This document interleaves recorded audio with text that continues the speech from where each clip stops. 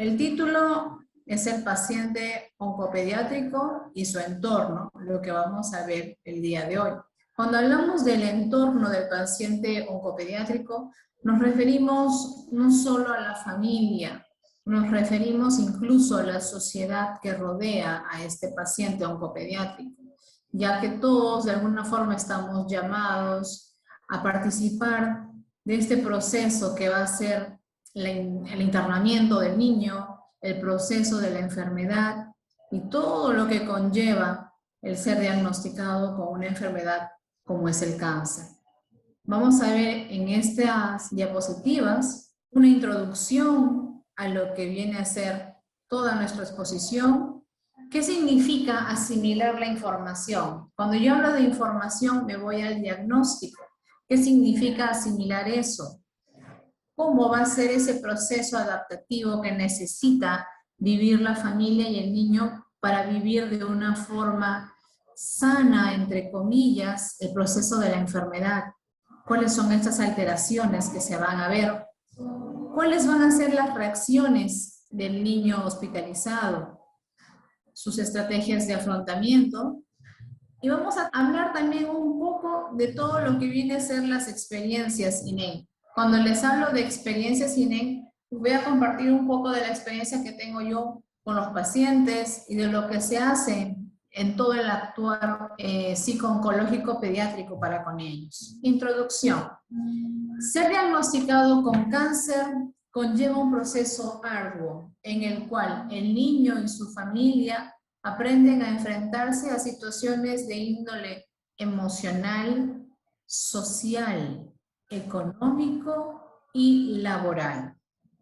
Todas estas esferas en las cuales se desarrolla el niño y su familia se van a ver alteradas frente a un diagnóstico oncológico. Emocional, vamos a ir viendo en el transcurso de la exposición cuál es toda esa vorágine emocional que se va a alterar, todo ese mundo emocional que en el niño y en la familia va a ser alterado. Social, también, porque si el padre tenía un actuar en la sociedad, por ejemplo, era un señor de repente con un negocio propio, un negocio que él mismo manejaba, o tenían personal a su cargo, de repente en esos momentos él va a tener que ausentarse porque tiene que asumir el cuidado de su menor. Tal vez ese negocio va a haber impactado incluso en el personal que tiene a su cargo porque tal vez va a tener que reducir personal, porque tiene que dedicarse ahora a otra misión. Ahí viene añadido la parte económica. El tener un paciente con cáncer irroga mucho gasto. No obstante que el CIS en la actualidad o el Seguro Social signifique una ayuda para ellos, pero sin embargo existen exámenes, existen medicinas que muchas veces no está contemplado como ayuda. Entonces tiene que verse solventado por el mismo padre. Enfrentarse a cirugías, tratamientos, asimilar los cambios físicos y emocionales. Cuando vemos de enfrentarse a cirugías, por ejemplo, estamos hablando de retinoblastoma y va a tener que verse la parte de la vista alterada o va a tener que sufrir una operación también. Los tratamientos son ya los conocidos por la mayoría o que hemos escuchado de ellos: quimioterapia, radioterapia. Entonces, todos ellos van a traer secuelas a largo plazo o mediano, que van a verse en la parte física del paciente, ¿no? Ya sea la caída del cabello, el tono de piel que cambia, incluso los cambios de repente tiene más náuseas, lo vemos al paciente mucho más soñoliento, secuelas que vienen, como les digo, añadidas a estos tratamientos y que sin duda van a significar para el paciente en ese momento un cambio a su nivel emocional. Y eso tiene que ver mucho con la edad. Vamos a ver también más adelante cuán importante es saber en qué etapa de maduración se encuentra nuestro paciente. Es un paciente, es un recién nacido tal vez, que tiene meses, o estamos hablando de un niño preescolar o escolar, o hablamos de un preadolescente. ¿De qué niño estamos hablando? Según ello, la noticia también es asimilada de un modo distinto. La edad tiene mucho que ver en ello. Asimilando la información. En los niños y sus padres la respuesta inicial tiene que ver con la incredulidad, aturdimiento y shock. Varios padres, me encuentro con ellos en piso o me encuentro con ellos en consulta externa y es, no puede ser, o qué hice de mal, ¿no? Viene el sentimiento de culpa también añadido a toda esta secuela que trae el procesar la información del diagnóstico. ¿Qué pasó? ¿Qué sucedió? Era un niño sano, corría, saltaba, estaba tan activo, de pronto se apagó, de pronto lo vimos decaído, de pronto estaba pálido.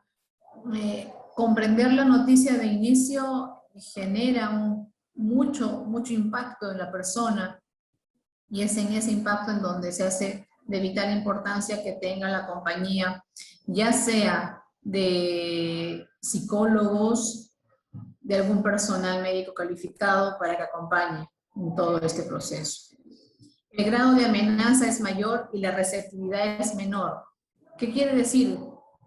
Cuando yo me siento más amenazado, mi presencia, mi supervivencia, yo la veo amenazada. Cuando yo escucho la palabra cáncer, mi supervivencia entra en crisis, porque ¿qué sucede? Todavía la parte de los mitos aún las encontramos presentes, ¿no? Es cáncer, a muchas personas en la actualidad todavía lo anexan o lo igualan a final de vida.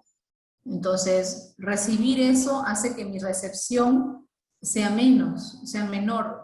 No escucho casi, no entiendo lo que me están diciendo. Entonces, mi amenaza está muy grande, mi receptividad baja. Eso es algo que siempre se va a dar en cualquier ámbito en donde el estrés sea muy elevado.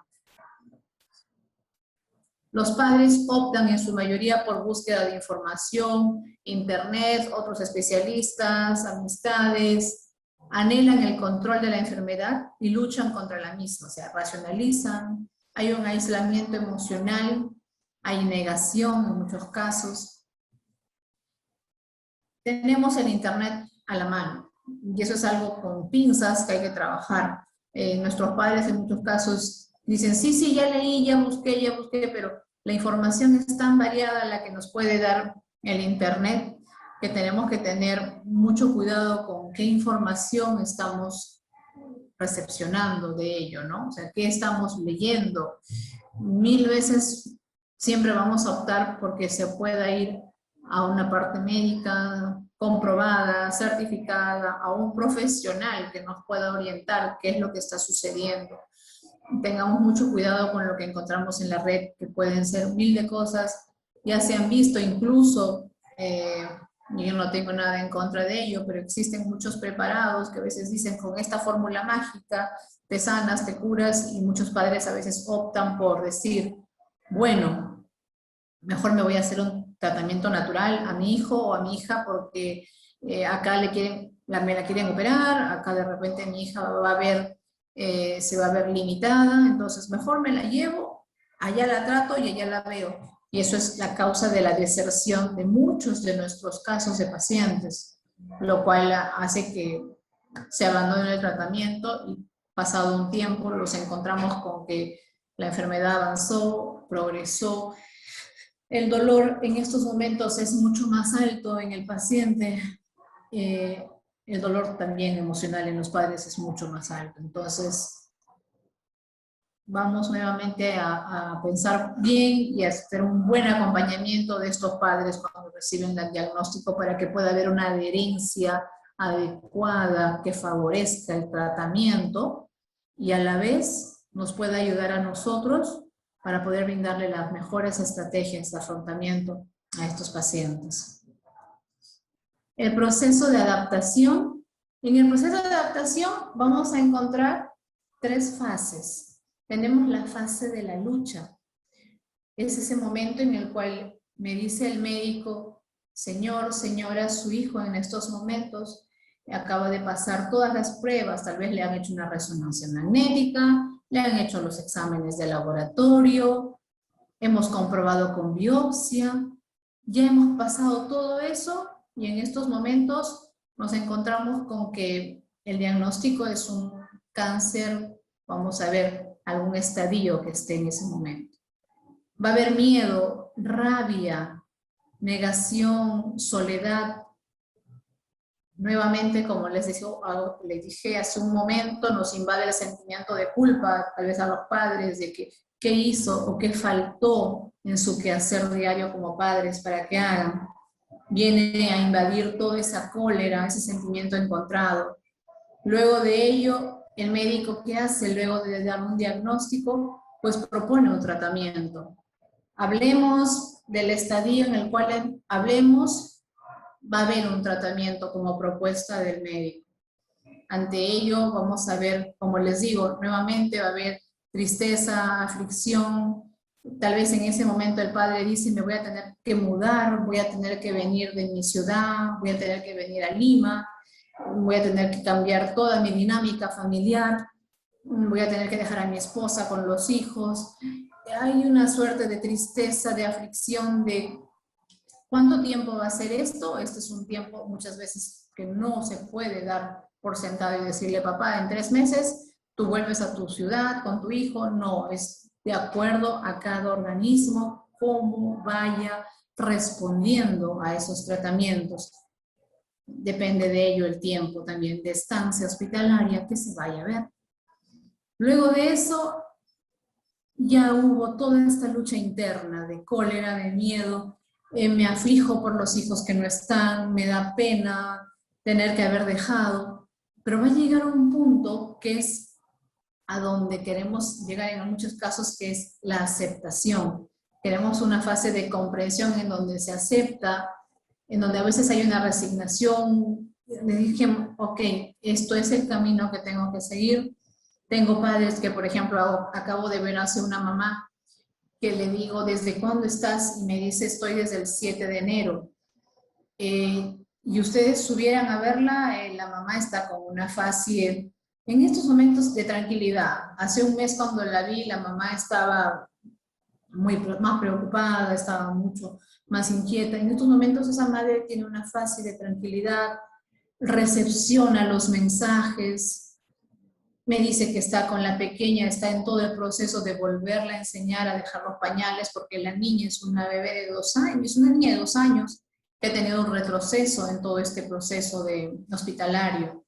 Ha vuelto a usar pañales, ha vuelto a lactar. Entonces la mamá, miren, uno se pone en ese caso y uno dice, wow, la mamá ha visto retrocediendo a su hija en todo ese proceso. Sí, ha habido un retroceso causado por esta misma estancia hospitalaria prolongado, causado por todo el impacto que está recibiendo esta niña de su entorno.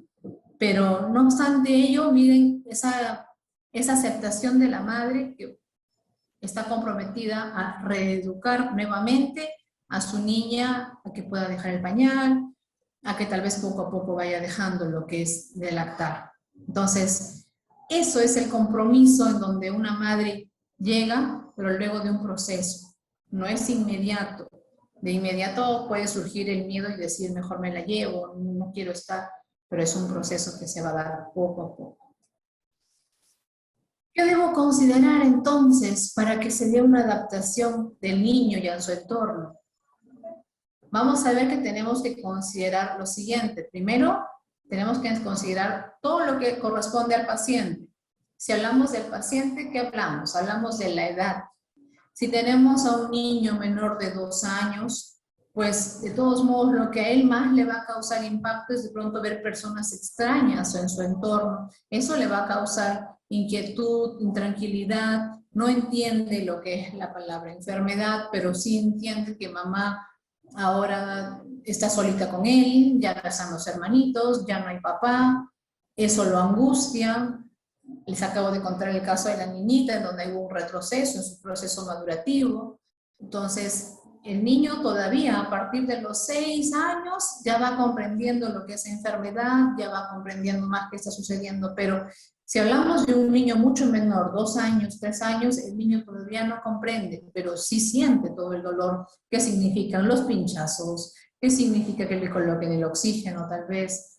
Entonces, es ahí en donde es vital que nosotros podamos educar a esta madre para que esta madre pueda transmitirle tranquilidad al niño. Características personales que cada uno de nosotros tiene.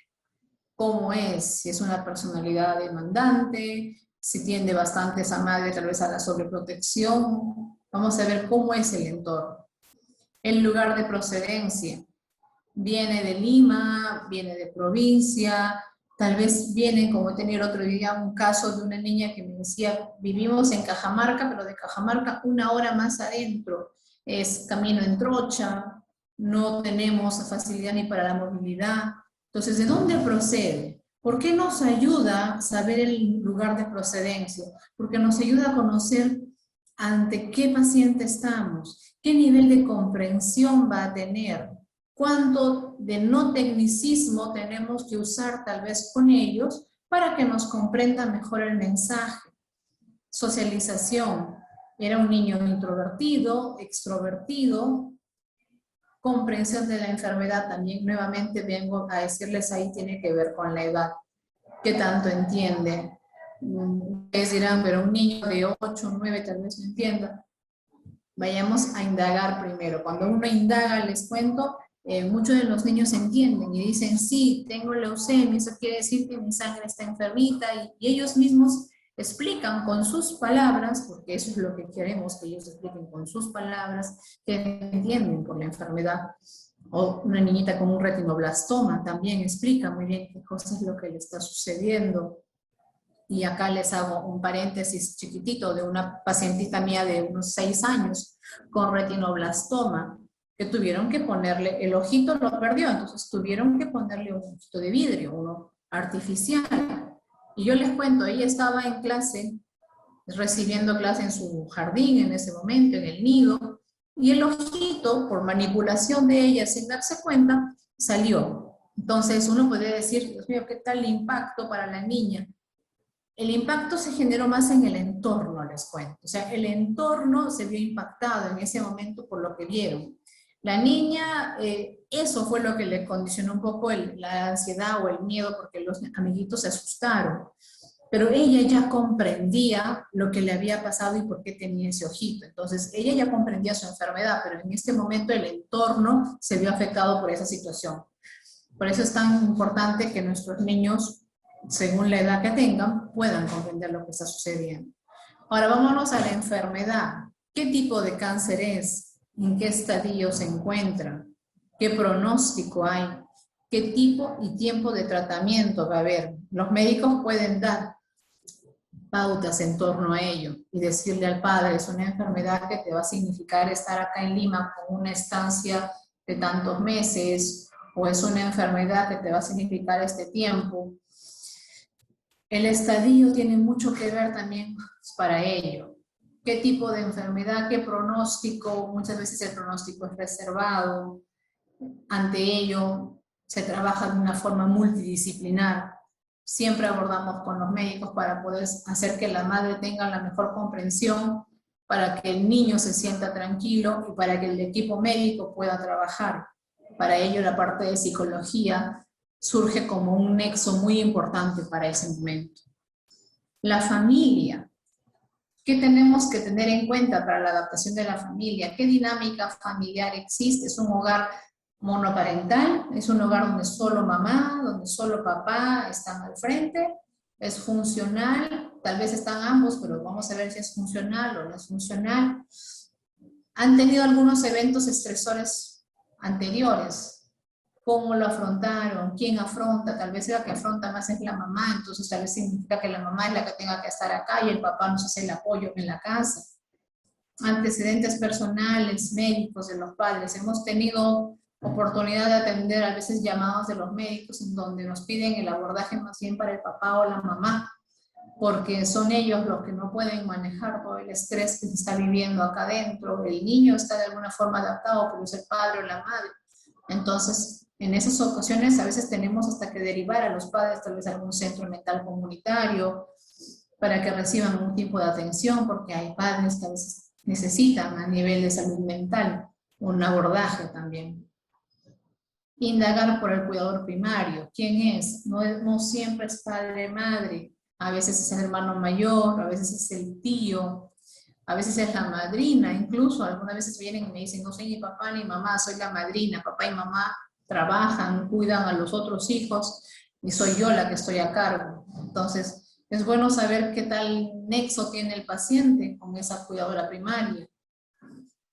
Y los creencias y mitos. Ni bien recibimos nosotros en la parte de psicología a un paciente, es bueno indagar toda esta matriz que nos pueda traer de creencias y mitos para saber en torno a ello cuánto tenemos nosotros que trabajar para ayudar a que estas creencias no nos hagan una pared frente a la adherencia del tratamiento médico. Nosotros queremos que el paciente se adhiera de la mejor forma, pero si tiene muchos mitos que lo hacen rechazar al tratamiento, no nos va a ayudar. ¿Cuáles son las alteraciones que se van a dar en la familia? Pues hay descuido en los deberes del hogar. En algunos de los casos vamos a ver que cada familia es distinta. Muchas veces hay familias que dicen, no, yo me adapté, me hice un esquema muy bien con mi pareja, él ve esto, yo me quedo en el hospital. Bienvenido sea cuando pueden hacer eso, pero a veces no se dan en todos los casos esa figura. Entonces hay descuido, hay ausencia paterna innegable. Es uno de los padres que les digo que muchas veces es el cuidador primario, entonces va a haber la ausencia de uno de ellos frente a los hijos. Problemas económicos, no hablemos solo de que a veces el seguro no cubre medicinas y tratamientos. Ese padre, esa madre que se queda acá, desayuna, almuerza, necesita ropa, necesita también estar bien, entonces pasajes. Entonces, todo eso va a significar un gasto significativo a nivel económico. Alteraciones en la dinámica familiar, sentimiento de culpa y angustia. Todos estos aspectos se van a ver presentes cuando la persona, el paciente está diagnosticado y tiene que seguir un tratamiento hospitalario, o por último, de repente lo va a hacer de modo ambulatorio. A veces sucede y dicen, no, va a hacerlo de forma ambulatoria, pero aún así ya significa un cambio en esa dinámica familiar, un cambio que todos los miembros de la familia se van a ver inmersos. No solamente pensemos en papá, mamá y el niño enfermo, no, de repente hay hermanos. Esos hermanos también necesitan saber qué está pasando con su hermano menor o el mayor, tal vez el que está diagnosticado. ¿Qué sucede con él? ¿Por qué ahora lo llevan tanto al médico? ¿Qué está sucediendo? Nuevamente les digo, de acuerdo a la edad de estos hermanos, también uno les puede ir explicando. Los niños no necesitan demasiada información, necesitan información básica. Está en el hospital porque está delicado de salud, porque le van a hacer una operación. Vamos a tratar de explicarles a sus palabras, en su nivel de comprensión, para que ellos como hermanos también nos puedan ayudar a nosotros. Pero lo extraño, lo quiero ver a mi hermanito, vamos a buscar tal vez alternativas. Por ahí que el hermanito de la casa le hace una cartita y lo manda y la mamá lo puede presentar.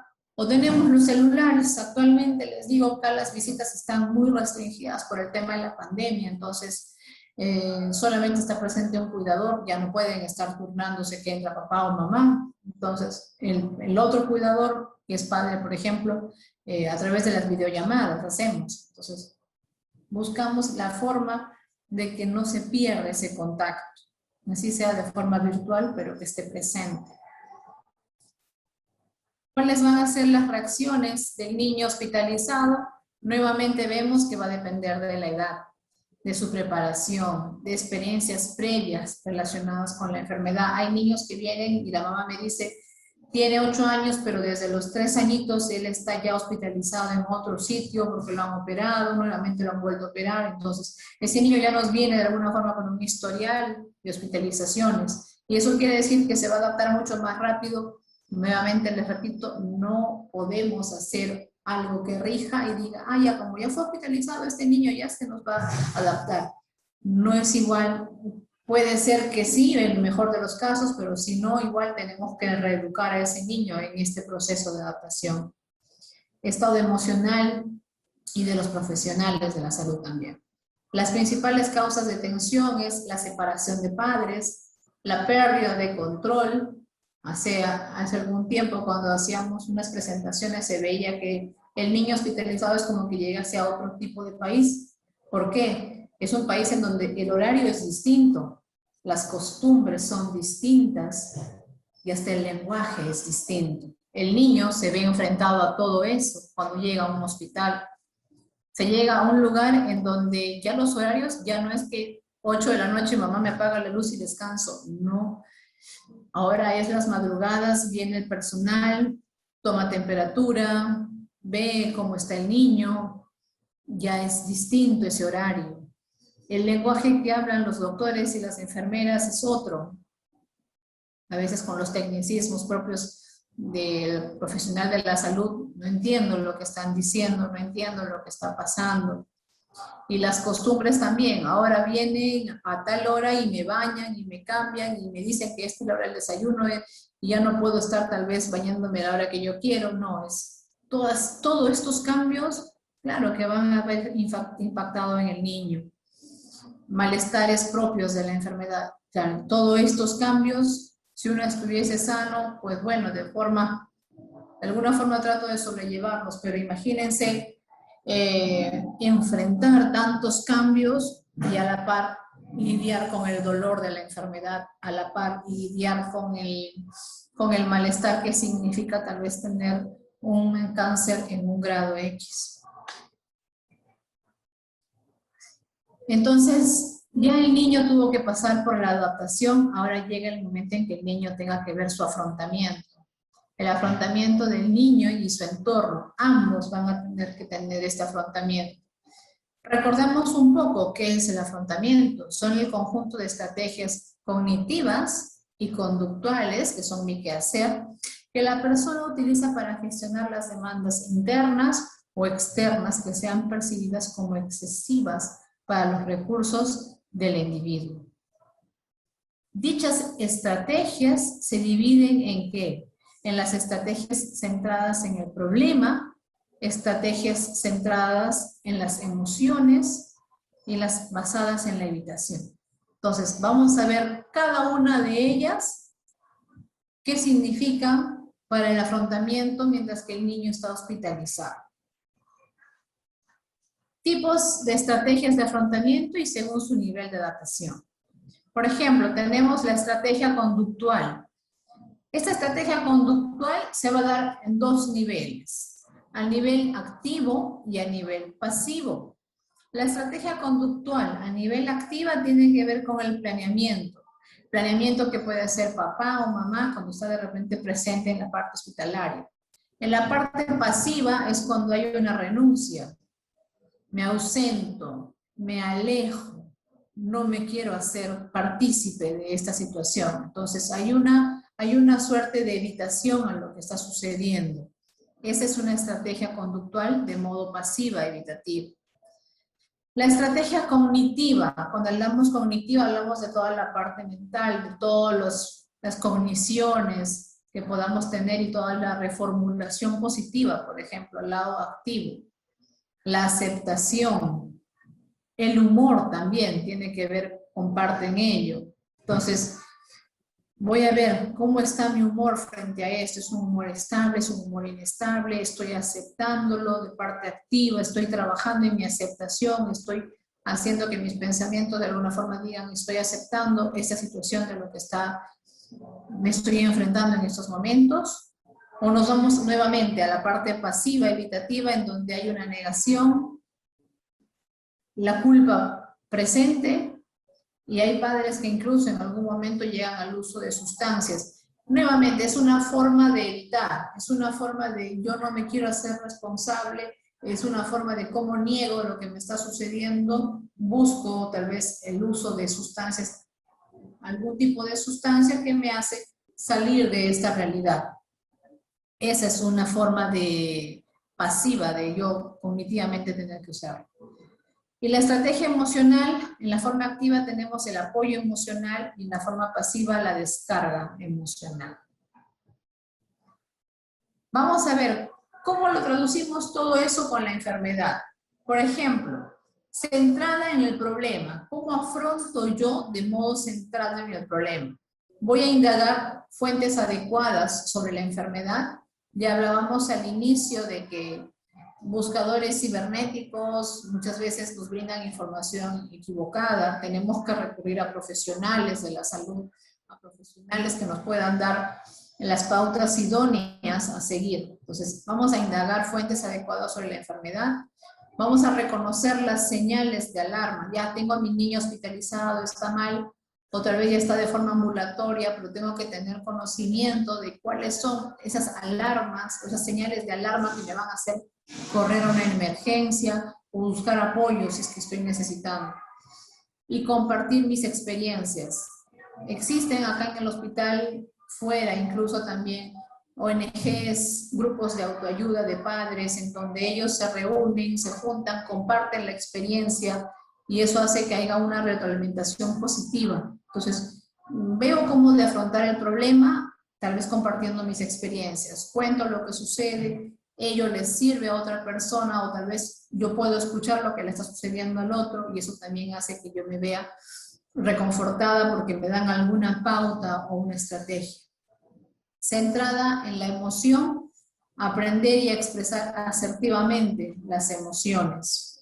Muchas parejas de padres ven a veces roto su vínculo como pareja cuando empieza este proceso de hospitalización, porque de pronto ya las demandas de uno exceden a la otro, entonces hacen que la dinámica como pareja ya no fluye.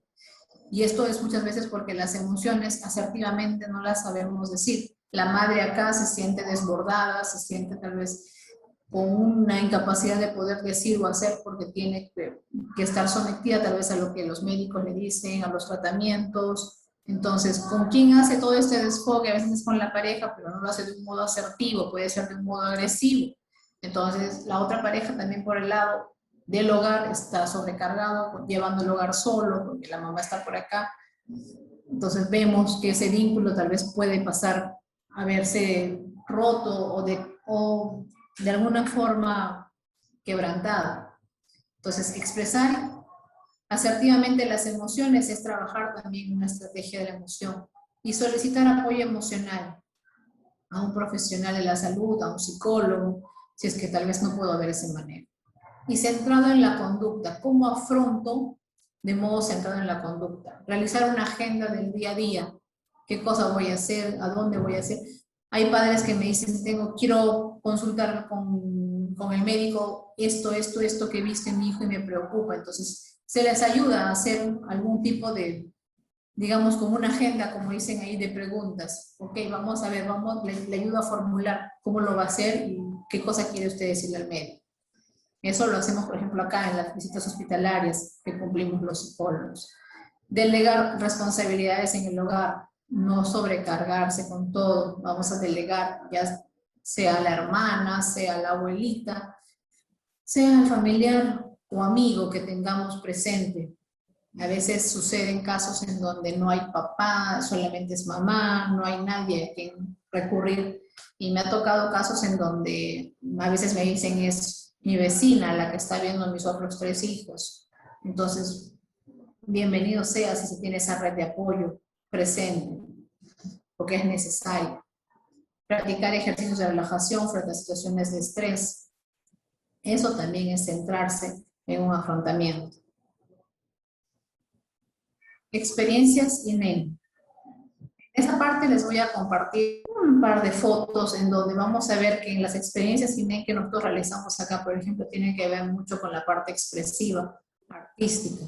¿Por qué? Porque es un modo en el cual la persona, en este caso los niños, pueden hacer una suerte de, llamémosle así, desfogue emocional, reducción de niveles de ansiedad, hacen una muestra de su mundo interior, de cómo están sintiéndose ellos. Ya para ello los psicólogos estamos instruidos en poder ver lo que tal vez a través de un dibujo los niños nos están queriendo transmitir, incluso con los colores que ellos usan, porque aprendamos de que la parte lúdica está muy inmersa en un tratamiento para un menor.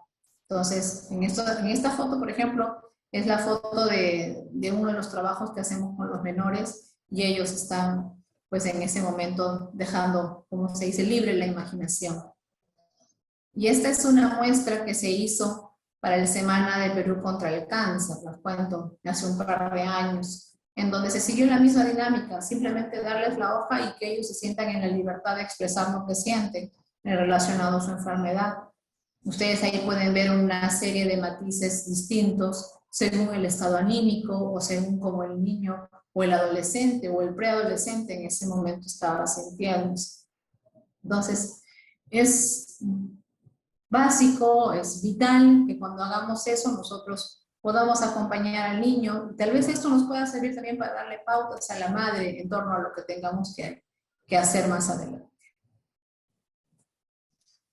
Muy agradecida por su atención a cada uno de ustedes y será hasta una nueva oportunidad. Muchas gracias.